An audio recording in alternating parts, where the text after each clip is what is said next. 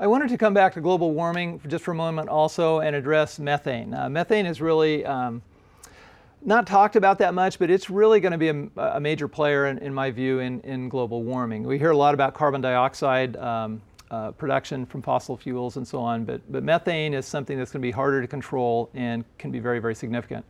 So methane is a gas, produced by archaeans, and we've talked about the methanogens, which are an archaean. And a couple of areas on the planet that we have to be concerned about are the Arctic and Antarctic areas where we have tundra. So we're not exactly sure what's going to happen with tundra. True tundra has a permafrost underneath the surface that's frozen year-round, and so as the Earth warms, that permafrost is deeper and deeper. In other words, the area that's going to be thawed will be deeper and deeper and deeper. So in the summers then, you're potentially going to have growth of the plants that could suck carbon dioxide out of the atmosphere, but there's also a lot of organic material there that hasn't been decomposed.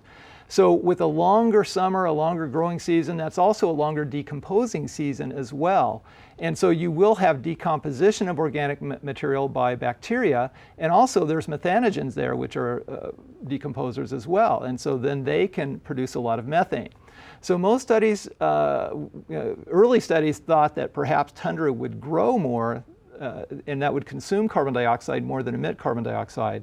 But that's being offset. But to be honest with you, the decomposition and methane production is seemingly overwhelming that. So that seems to be that it's going to be a source of methane and probably carbon dioxide as well. Also, under the surface, especially in the Arctic area, there are vast deposits of methane, frozen methane, in the sediments in the Arctic region.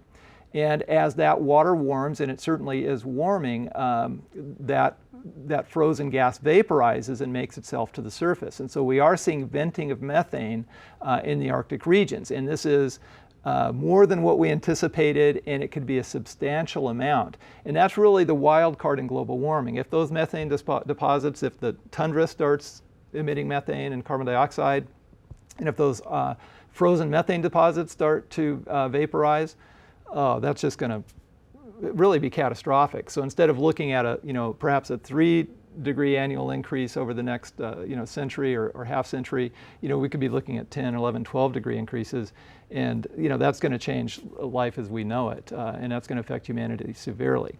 So I hate to be pessimistic, but also have to be realistic in that this is really a wild card. This is really an area of grave concern, and we have to be aware of that reality and try to plan for that reality.